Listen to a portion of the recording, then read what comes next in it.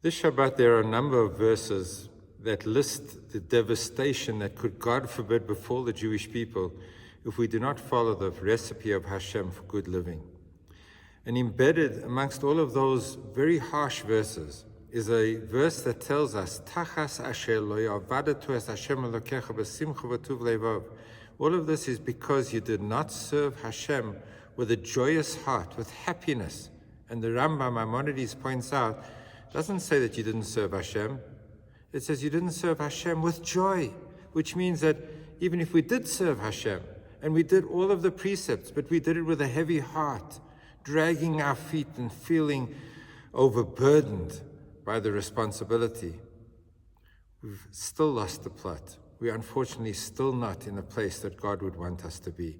We have to do it with joy. And the question is how? How is it expected of us to be happy? Sometimes we're simply not happy. We're not feeling in a good mood. How can it be demanded of us that everything about life should be done with joy and happiness? What's the recipe to switch our lives into a space and place in which we feel genuine joy? So the start of this week's portion speaks about the key ingredient, which is gratitude. And it speaks about the farmer who has worked in the field, finally produced his produce, and brings the first of his fruits to the temple, and makes this huge declaration and statement. God, I'm so grateful. Everything that I have is because of so many contributing factors, the people who came before me, the events of my life until this point. I acknowledge that everything historically that has been part of my life has contributed to my success. And I am so grateful. Gratitude is a key ingredient to joy and to happiness. Because when we feel entitled, and when we feel that we expect that everything should be the way that it is, I don't really feel grateful for anything.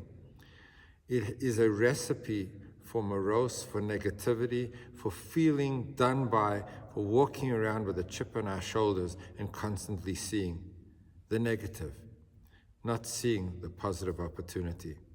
The key is gratitude. When we open up our eyes every morning and we say, Modeh ani lefanecha, thank you Hashem. Thank you Hashem for the breath of life. I'm alive.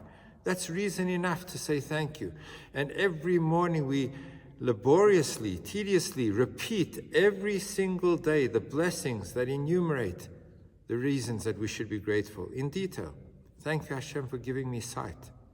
Thank you, Hashem, for letting me be a free human being, for letting me stand upright, for giving me clothes to wear.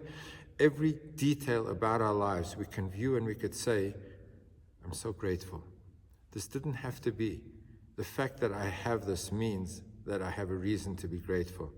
And if one switches to a mode of operation in which one is constantly feeling grateful for what we have, that is the greatest recipe for joy and for happiness, for looking at our lives and saying, look how much I do have to be thankful for, rather than look at all the things that are getting me down. May Hashem give us the eyes to look with positivity and with happiness, and let that be a result of an attitude in which we sense the depth of gratitude for every blessing in our lives, to see it, to value it, not to expect it, but to feel so enriched by the gifts that Hashem has given us. Let's do it with joy.